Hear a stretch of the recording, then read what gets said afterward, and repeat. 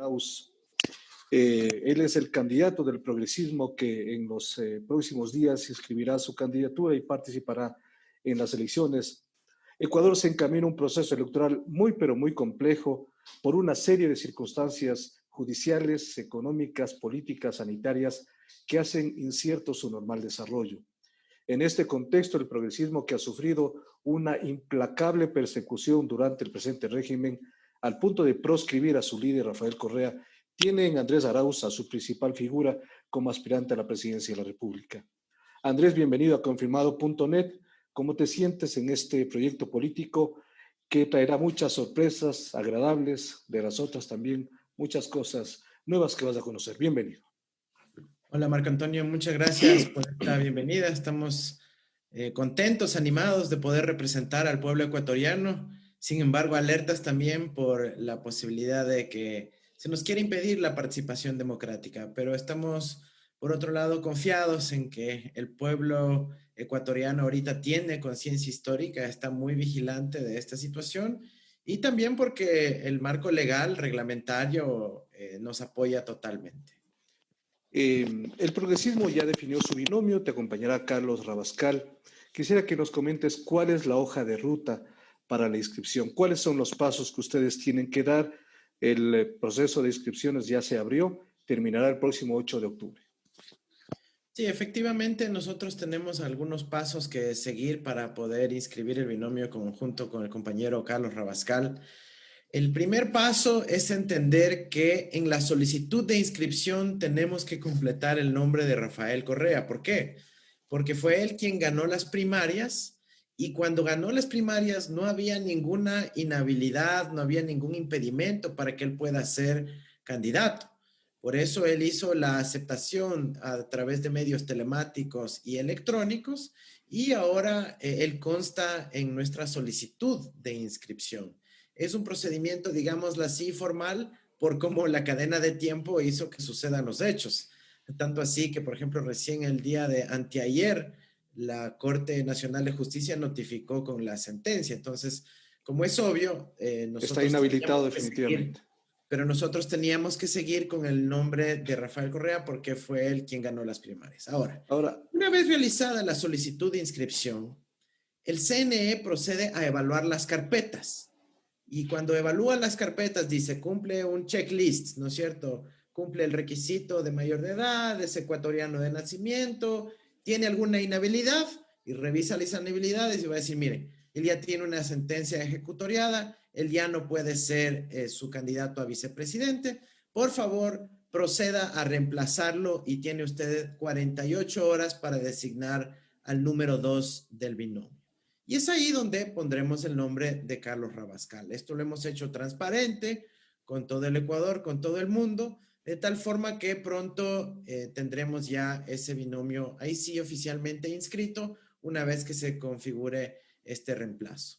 eso lo legal, eso lo jurídico, eso lo que consta en el mismo código de la democracia. Sin embargo, aquí hay elementos políticos que tienen que también valorarse, porque como tú sabes, Andrés, y el país y el mundo, cuando el CNE publicó la lista de binomios, es simplemente el tuyo publicó como Andrés Arauz y dejó en blanco el nombre de candidato a la vicepresidencia de Rafael Correa, porque asumieron que no se presentó de manera personalísima en cuanto tenía que ver a la aceptación de la inscripción. Así es, bueno, lo que publicó el CNE fue un tuit. Un tuit no tiene ninguna fuerza legal, no hemos recibido ninguna notificación oficial por parte del CNE al respecto de este tema.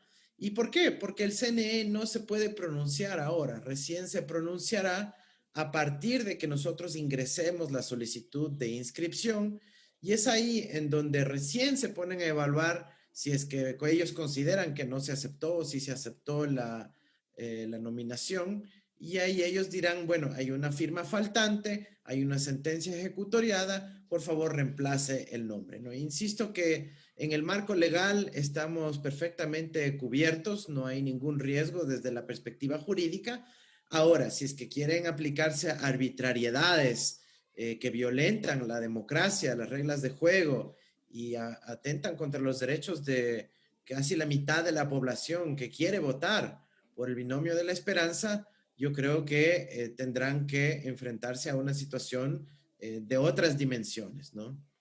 Ahora, en esta circunstancia, lo lógico sería conversar, que lo vamos a hacer más adelante, de los planes y programas. Sin embargo, los medios de comunicación se han quedado en el tema si se inscribirá o no el binomio del progresismo con Andrés Arauz y Carlos Rabascal. Un punto más sobre este tema. Las acciones paralelas que están realizando ustedes ante organismos internacionales, ante líderes internacionales, ¿cuáles son y en qué medida puede ser esto importante para que el CNE, al momento de revisar el binomio presidencial y del siguiente paso, pueda hacerlo como lo dice el Código de la Democracia y las leyes ecuatorianas? Mira, Marco Antonio, nosotros hemos realizado gestiones a nivel internacional con la Unión Europea. El encargado de Asuntos Exteriores de la Unión Europea, Josep Borrell, ha convocado a una reunión urgente para analizar el envío de una comisión anticipada de observación Es decir, electoral. debe Es ser decir, ahora, ¿no? sí, no solo para el 7 de Claro. febrero, sino que venga ya para observar este proceso preelectoral que nos pudiera estar quitándonos la democracia. ¿Se tiene También previsto la hemos fecha de enviado, llegada? todavía no recibimos la respuesta oficial del señor Borrell, pero esperamos que sea a partir del 20, es decir, ya hoy, mañana, muy pronto tendremos esta novedad. También tenemos una gestión realizada con el secretario general de las Naciones Unidas, Antonio Guterres, quien también se ha comprometido a velar por los derechos de la democracia y los ciudadanos ecuatorianos. Y también ha habido muchísimas gestiones de parte no solo nuestra, sino de ecuatorianos comprometidos con el derecho a elegir en el ámbito latinoamericano. Hemos tenido pronunciamientos de expresidentes, de redes de partidos políticos, inclusive por fuera del progresismo, que simplemente están buscando que haya la opción de la democracia. Así que por ese lado ha habido pronunciamientos importantes. Yo creo que ya el mundo ha recibido la alerta y el CNE creo que también la ha recibido. Así que yo más bien quiero estar tranquilo de que en el Consejo Nacional Electoral las personas que ahorita están ejerciendo esa alta responsabilidad no van a incumplir con la historia, no se van a dejar intimidar por un par de tweets, sino que van a proceder a la inscripción del binomio de la esperanza. Porque la inquietud también que se viene en este momento es cómo garantizar la transparencia, la pureza en el sufragio, si los vocales del CNE están vinculados a partidos políticos o movimientos que los patrocinaron y que lo han dicho libremente, lo han dicho públicamente, que ellos están patrocinados por los partidos políticos que ahora mismo están aspirando a llegar a Carondelet. Así es, bueno, yo creo que el pueblo ecuatoriano ya está saciado de toda esta triquiñuela, de la trampa, de la tensión alrededor de la participación.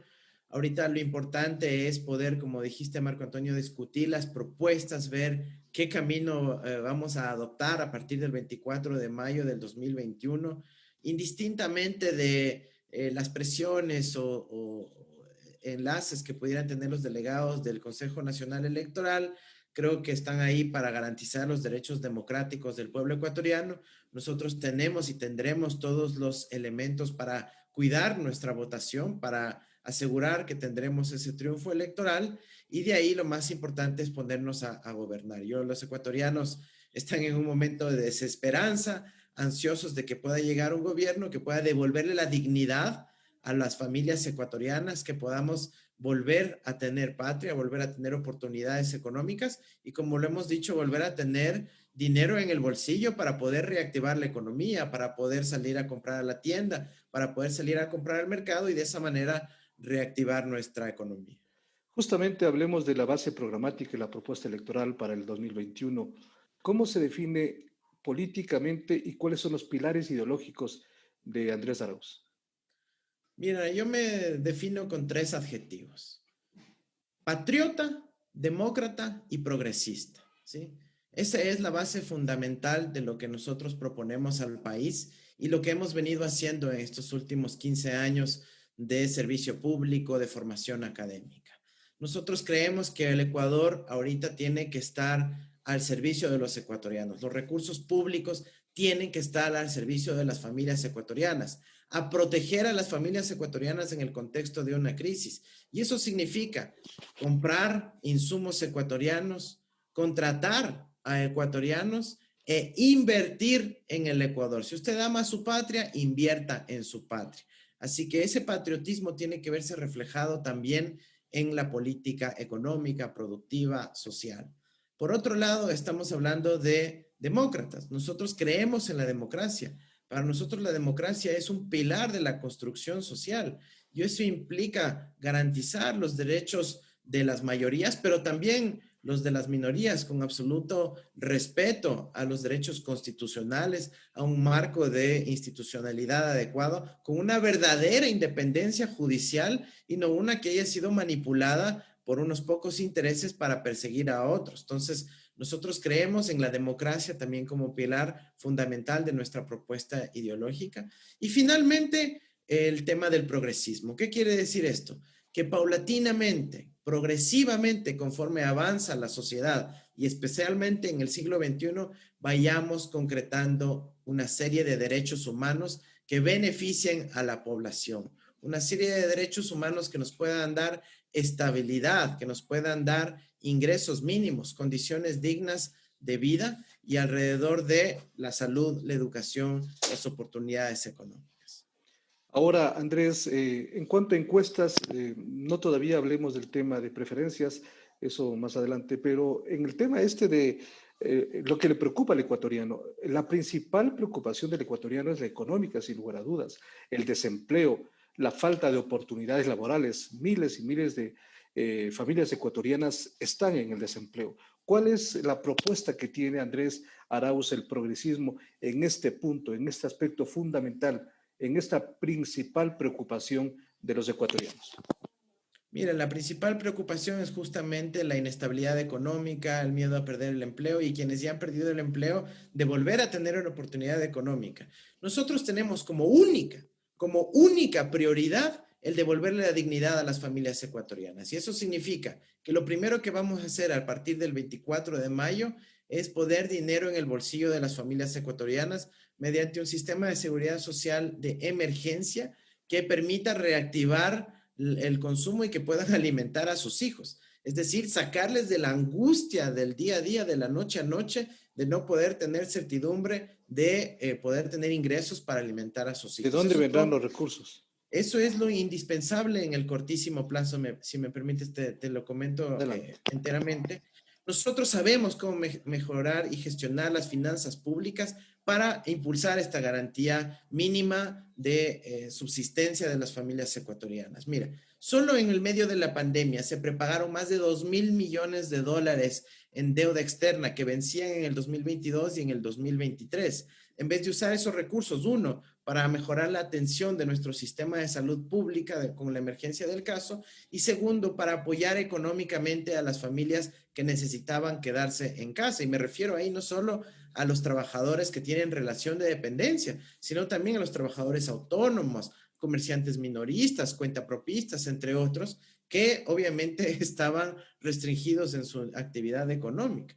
Entonces, nosotros sabemos cómo gestionar la finanza pública. Para empezar, no vamos a perdonar impuestos a las empresas más ricas del Ecuador. Vamos a hacer un adecuado manejo de la deuda externa. Y tercero, vamos a poder utilizar los recursos ociosos que están en el Banco Central, que a su vez están depositados en Suiza, para traerlos al Ecuador y reinvertirlos en la economía nacional, generando oportunidades de trabajo, apoyando a la ciudadanía que está más vulnerable y de esa manera reactivando la economía nacional.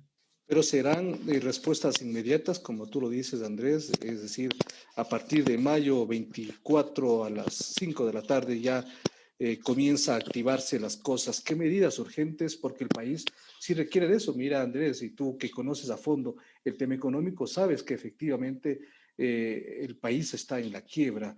Hay una catástrofe económica, no solamente producto de la crisis sanitaria, sino de las medidas económicas que ha tomado el gobierno actual. Mira, afortunadamente nosotros ya estamos planificando todo ese despliegue para que, como tú dices, desde el 24 de mayo podamos dar respuestas oportunas. Tenemos ya el censo del registro social con los beneficiarios que han sido excluidos, personas y familias que recibían apoyo económico en la emergencia, que este gobierno los ha excluido, casi 500,000 de personas.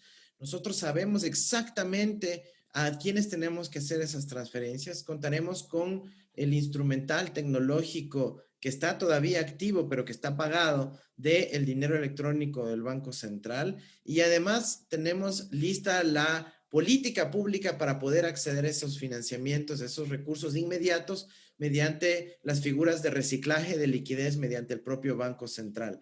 Mira, este es un tema en el cual afortunadamente tenemos una gran expertise. No estamos haciendo propuestas desde ahora, lo hemos venido haciendo desde el inicio de la pandemia. La primera publicación con la propuesta concreta la hicimos el 15 de marzo de este año y es esa misma propuesta, obviamente aterrizada en la minucia, en el detalle, en los instrumentos técnicos que nos permitirán poder contribuir a la estabilidad y solvencia económica de las familias ecuatorianas a partir del mismo 24 de mayo. Andrés, el aspecto social es fundamental.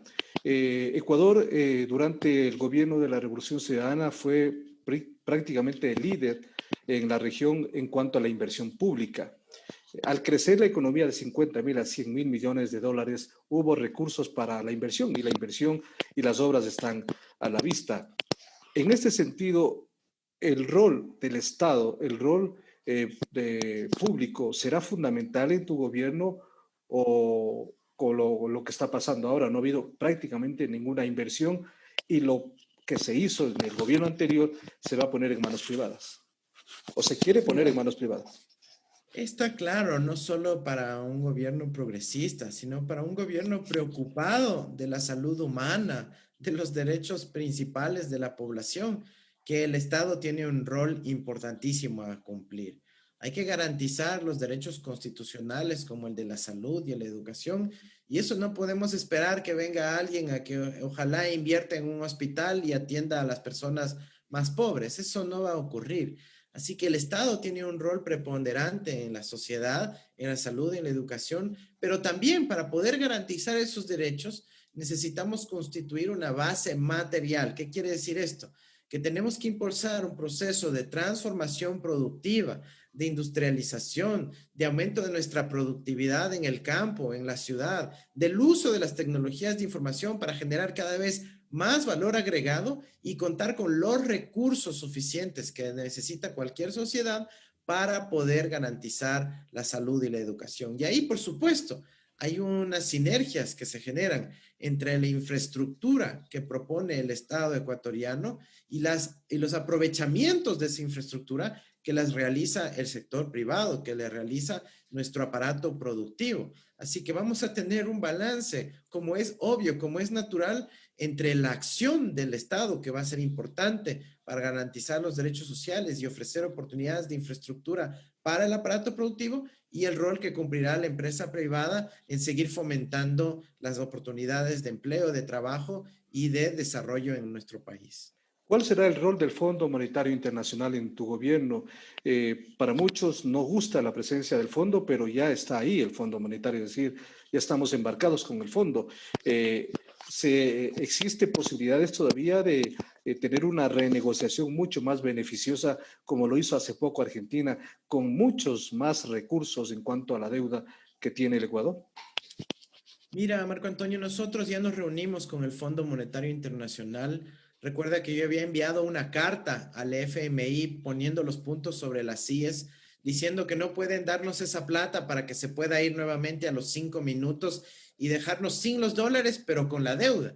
Nosotros creemos que si va a llegar ese dinero, tiene que quedarse en el Ecuador, tiene que servir para reactivar la economía nacional y no para que vuelva a fugarse y depositarse en Miami, en Suiza o en algún paraíso fiscal. Así que ese es uno de los elementos centrales. Segundo, les dijimos que no puede haber un recorte y un despido adicional, que todo ese apoyo tiene que ser para recuperar la economía ecuatoriana y no para seguir precarizando nuestra situación como ciudadanos. Ya no más familias desamparadas. Ellos a veces piensan que es cuestión de cuadrar una hojita Excel cuando lo que estamos hablando son de millones de familias ecuatorianas. Así que les pusimos también los puntos sobre las IES al respecto de ese tema. Y finalmente, nosotros propusimos que tenemos que tener un plan de recuperación económica que genere empleo, trabajo y crecimiento económico. Que si es que ellos quieren que el Ecuador en el futuro repague esa deuda al FMI, tiene que ser sobre la base de economía que crezca. No puede ser simplemente que quieran seguirnos expoliando, quitando la riqueza nacional para luego decir, bueno, páguenme la deuda. No vamos a poder pagar la deuda si vamos a estar muertos. Entonces, eso yo creo que caló muy bien. Hay mucha claridad sobre nuestra posición. El FMI se mostró suficientemente abierto, pero claro, todavía le quedan 8 meses y pico de gestión a este gobierno que obviamente tiene como prioridad rendir cuentas a los banqueros, a sus amigos privilegiados y demás. Así que sí vamos a enfrentar una situación difícil a partir del 24 de mayo. Pero mira, este mensaje nuestro, esa carta fue tan importante que primero hemos recibido ya el apoyo del presidente de Argentina, Alberto Fernández, para trabajar juntos, Ecuador y Argentina, en las renegociaciones y conversaciones con el Fondo Monetario Internacional. Así que eso ya está en marcha.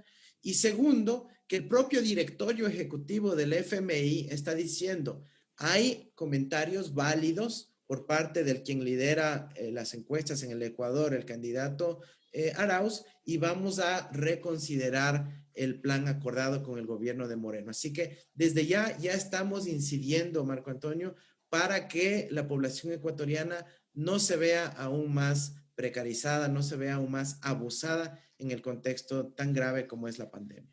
Otro organismo internacional muy importante, sin lugar a dudas, es el Banco Mundial. Hace poco hubo la elección y por primera vez en la historia llega un representante de los Estados Unidos, cuando el Banco Interamericano de Desarrollo, el BID, cuando el representante debía corresponder a América Latina.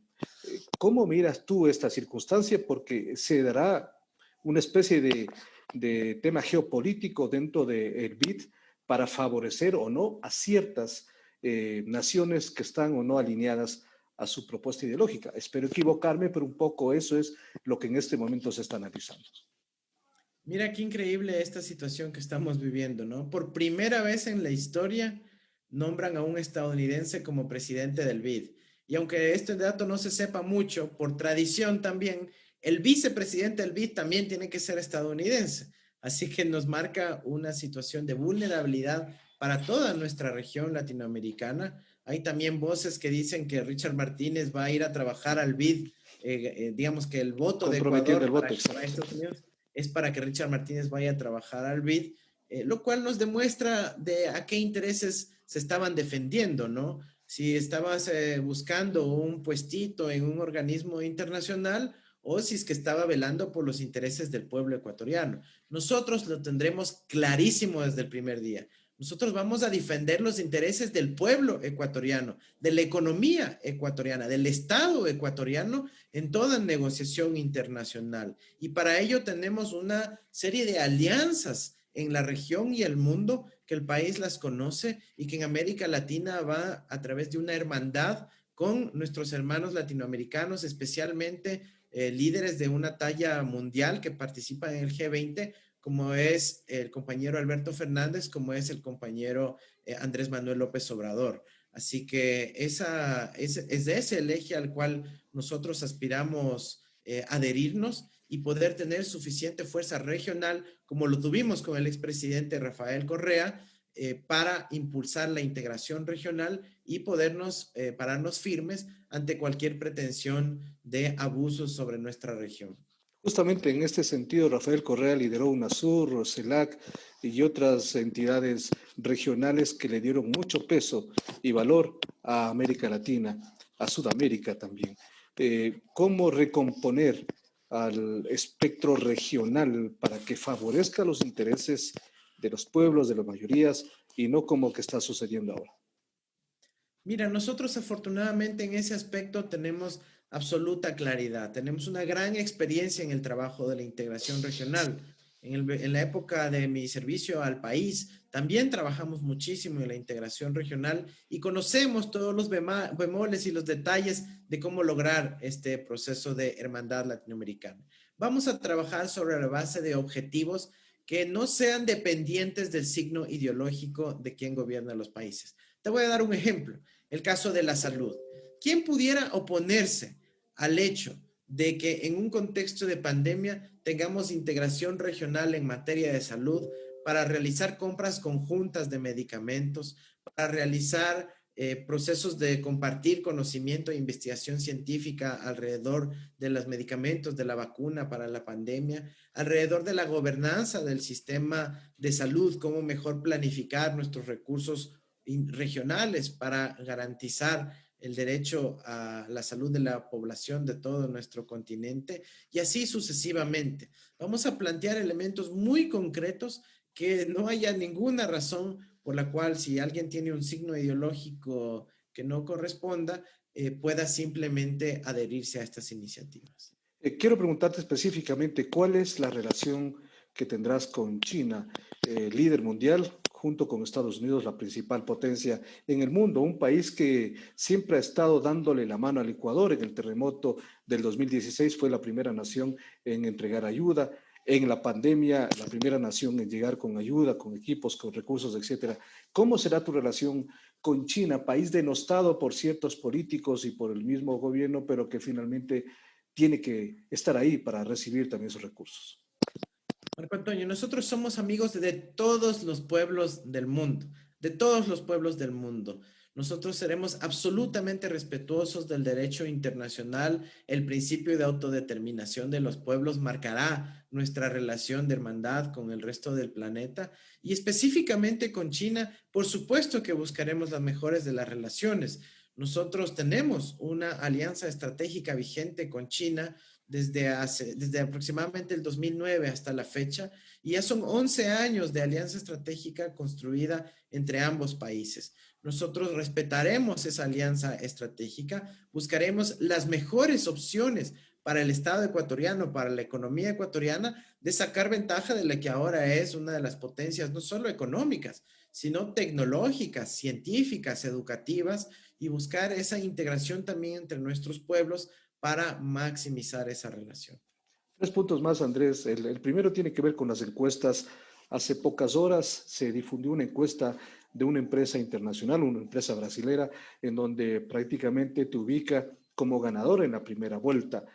Después de pocas horas sale otra encuesta de Sedatos que dice lo contrario, una encuesta flash, que pues entendemos las circunstancias de esa, todavía habría que verificarla. Sin embargo, casi todas las encuestas, por qué no decirla, todas las encuestas te ubican en el primer lugar, unas incluso te dan como ganador en la primera vuelta. ¿Cómo asumes esto? ¿Tú crees que la situación ya cuando comience la campaña será beneficiosa, será mejor? ¿Cómo inicia el panorama con una encuesta de esa naturaleza? Mira, nosotros realmente no estamos ahorita tan guiados por las encuestas, excepto en el hecho de que si es que las encuestas nos ubican en primer lugar, nos preocupa de que el Consejo Nacional Electoral quiera tomar una decisión que afecte los derechos de los ciudadanos, que tienen el derecho de votar por quienes ellos quieren votar y excluirlos de la papeleta para que solo quede un candidato es realmente preocupante. Nosotros creemos que en la papeleta deben estar todos los candidatos, que refleje la enorme diversidad que tiene nuestro lindo país y que eso también se refleje en la papeleta y que los ciudadanos puedan votar. Nosotros estamos en contra de la proscripción electoral. Ahora, tú mencionas esta serie de encuestas que han salido en los últimos días, etcétera. Yo no conozco a las empresas que han sacado estos datos, pero me parece que es un indicador clave no de nuestro rol como personas, sino de lo que siente el pueblo ecuatoriano,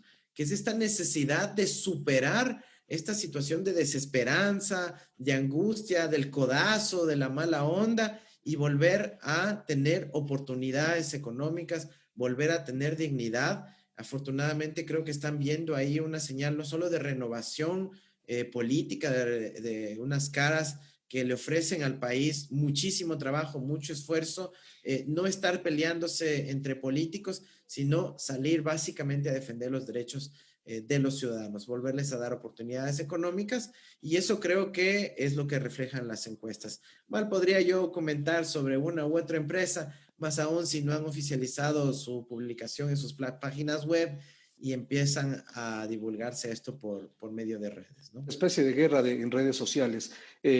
Andrés, en el tema sanitario, un poco avanzando ya a la conclusión, en el tema sanitario estamos hablando, perdón, de un país que tiene cifras oficiales 11.000 muertos, más de 120.000 contagios, pero tiene 30.000 muertos en exceso.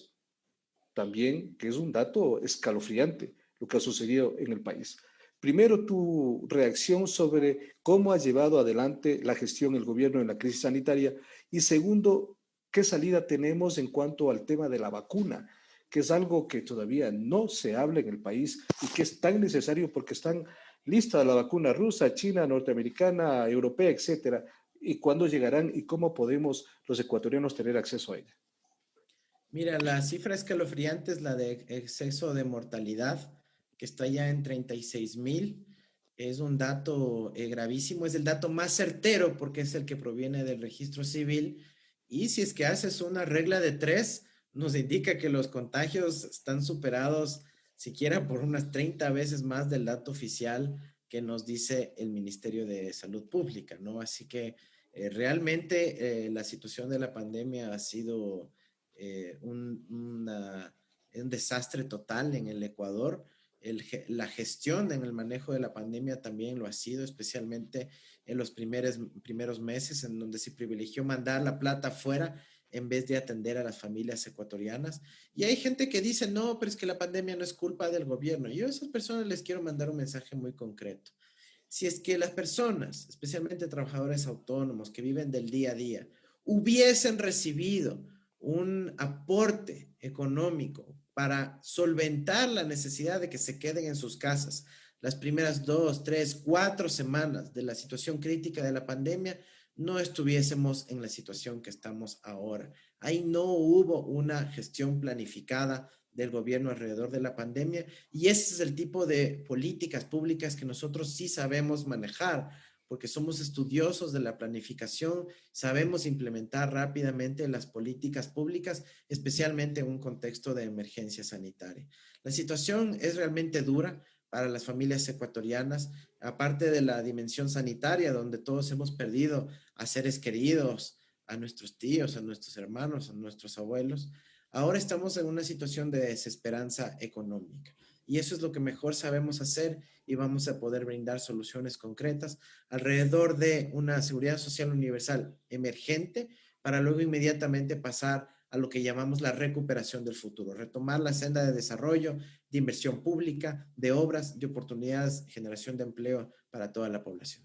Andrés, en esta parte final, ¿cuál fue tu primera reacción cuando el presidente Correa te propuso ser candidato presidencial? ¿Cuáles Perdón, fueron tus... Marco Antonio, discúlpame, se me pasó comentar sobre la vacuna porque creo Ah, que sí, es muy sí, importante adelante. para los Claro que ecuatorianos. sí. Mira, la vacuna de Rusia ya está siendo distribuida en México a partir de noviembre de este año. Es decir, otros países de la región ya se han movido para que la vacuna pueda estar disponible en sus países. Argentina ya tiene la licencia de producción de la vacuna de la Universidad de Oxford para que pueda ser producida para toda América Latina, y también México tiene ya los derechos de distribución de la misma en la región.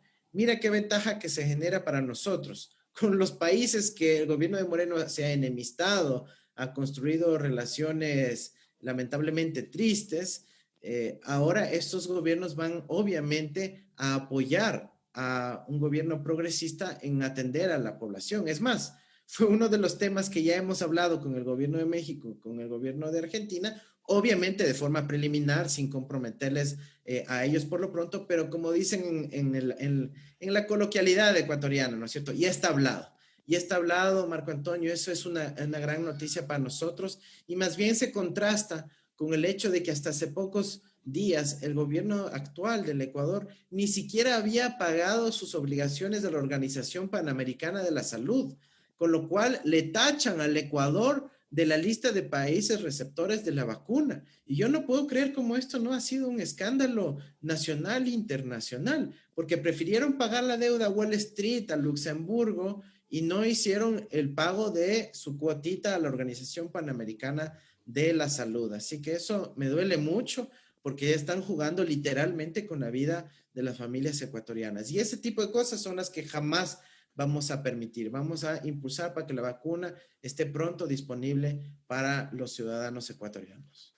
Entonces habrá un importante eje Ecuador-Argentina-México. Tú además viviste los últimos años en México, tienes muchas relaciones allá, entiendo de todo nivel. México es un país fundamental para la región. Absolutamente, sí. Antes de venir acá, inclusive, ya tuvimos unas primeras aproximaciones semioficiales y por eso te digo, ya está hablado. Estamos muy, muy activos en la relación con nuestros hermanos mexicanos y creemos que hay una sintonía plena en los objetivos que queremos lograr, tanto a nivel nacional de cada uno de nuestros países, como en los aspectos de la integración regional. Me preguntaba En sobre esta parte final, Rafael. exactamente, ¿cuál fue tu primera reacción cuando el presidente Correa te dijo, quiero que seas el candidato a la presidencia de la República? Entiendo, fue, no sé si una llamada por Skype, telefónica, no sé cómo fue, o personalmente. Coméntanos un poco ese detalle que sería importante conocerlo. Mira, el Ecuador sabe que estamos viviendo unos momentos extremadamente duros y yo desde hace años he venido realizando una observación del desenvolvimiento económico de nuestro país. Conformamos un espacio junto con algunos compañeros del Observatorio de la Dolarización, en donde nosotros no solo revisamos las cifras macro, sino cada norma, cada detalle, cada artículo que iba sacando este gobierno, evaluándolo y proponiendo siempre alternativas. Así que ese es el contexto en el cual se propone, ¿no es cierto?, por parte de los compañeros y especialmente del compañero Rafael Correa, ¿no es cierto?, un doctor en economía también, la propuesta de que asuma este reto, ¿no? Lo tomo como eso, como un enorme desafío, en el contexto en el cual se encuentra nuestro país. Tranquilamente podíamos haber seguido en el ámbito académico, en el ámbito de la veeduría social, pero yo creo que ahorita nosotros debemos enfrentarnos a este desafío enorme para poder garantizar condiciones mínimas de dignidad para las familias ecuatorianas. Y ¿Cuáles fueron tus afortunadamente, primeras palabras? Chuta, me fregué, qué bueno. Y ahora, no, mira, las primeras reacciones fueron obviamente de sorpresa, pero inmediatamente de asumir el desafío, ¿no? no De lo asumir el esperabas. desafío, no, para nada, no hubo duda de mi parte y yo creo que ha sido toda una vida preparándome en el servicio público con esa convicción de servicio que uno tiene de décadas y también de formación académica, ¿no? Evidentemente eso no es suficiente tampoco, Marco Antonio, porque en situaciones como las nuestras en América Latina, en Ecuador, no es suficiente con tener conocimientos. Hay que tener clara voluntad política y respaldo contundente de la ciudadanía ecuatoriana para tomar las decisiones que tenemos que tomar, que las sabemos cuáles son y aunque afecten a unos determinados bolsillos y unos pocos privilegiados, van a ser favorables para la mayoría de la población. ¿Cuál será el rol de Rafael Correa, el líder indiscutido de la Revolución Ciudadana y de la transformación del Ecuador en los últimos 10 años? Mira, la Constitución de la República del Ecuador es clarísima. Las decisiones las toma el presidente de la República, el presidente seré yo, pero Rafael Correa evidentemente será uno de mis principales asesores. ¿Quién no quisiera contar con un cuadrazo como Rafael Correa, un doctor en economía, con experiencia en gestión pública, con haber transformado este país totalmente aspirando a un proyecto de desarrollo, de buen vivir, que sembró a este país de obras, que conoce bien la región, la integración regional y que además ha sido un aporte clarísimo en la transformación de millones de vidas de las familias ecuatorianas. Ese va a ser evidentemente un aporte enorme a nuestra gestión de gobierno. Y el rol de Carlos Rabascal. Carlos Rabascal es un excelente compañero, es un comunicador, es un empresario, es guayaquileño y su rol va a ser fundamentalmente el desarrollo productivo con equidad territorial. Ese es el reto más importante que tiene Carlos en su gestión. Lo hemos conversado ya desde hace un tiempo. Él se va a encargar del desarrollo productivo, la economía popular y solidaria, la mediana y pequeña empresa, la industrialización, la gran empresa, la reinversión de esos capitales que están afuera para que se conviertan en oportunidades de desarrollo productivo y de generación de empleo y trabajo para las familias ecuatorianas. Así que Carlos tiene esa como su misión fundamental, está ya empezando a trabajar en ello, ha venido ya realizando un trabajo en esa dirección y será un excelente aporte a nuestro gran equipo de gobierno. Tu reflexión final, Andrés, respecto a los jóvenes. ¿Qué les dices a los jóvenes que serán un motor fundamental en esta campaña? Muchos de ellos van a votar por primera vez. Hay un rol fundamental para los jóvenes en el Ecuador de hoy. A los jóvenes, yo les quiero decir que nosotros no trabajamos para las próximas elecciones, sino para las próximas generaciones. Y eso tiene que ver con la juventud, con la educación, con la formación.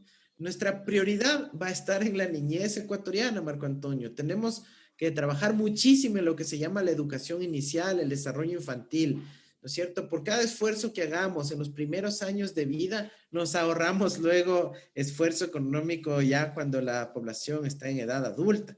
Así que nuestro enfoque va a ser en la niñez, en la adolescencia, en la juventud ecuatoriana, generando oportunidades masivas de carácter educativo, con becas, con intercambios estudiantiles, con turismo ecológico y comunitario alrededor del Ecuador vinculado al proceso educativo y luego adelante, obviamente, en las oportunidades de empleo, de oportunidades económicas para la juventud, que ahorita, mira un dato, Marco Antonio, la mitad de la población joven de entre 16 y 24 años no tiene ninguna esperanza en el futuro del Ecuador.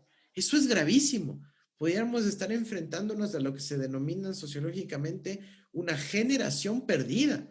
Nosotros no vamos a aceptar eso, no vamos a tener una generación perdida en el Ecuador, vamos a darle masificación de oportunidades educativas y masificación de oportunidades económicas. Y si el Estado tiene que asumir un rol protagónico para ello, pues lo vamos a asumir junto con la economía de los cuidados, con la economía del cuidado de la naturaleza, con la economía de la creatividad, de la innovación, la cultura y también con la economía popular y solidaria para poder llegar a todos los espacios de nuestro bello Ecuador. Muchas gracias, Andrés, por recibir a Confirmado.net, por este importante diálogo. Espero que en las próximas semanas sigamos teniendo más diálogos para ir puntualizando aspectos relevantes de tu propuesta electoral en esta durísima campaña que se avecina. Muy amable, gracias por atendernos. Muchas gracias, Marco Antonio, y esperamos que esta sea efectivamente una campaña limpia, que todos podamos participar y que cuando participemos sea con el mayor nivel de respeto e intercambio de propuestas. Muchas gracias, Marco Antonio. Gracias.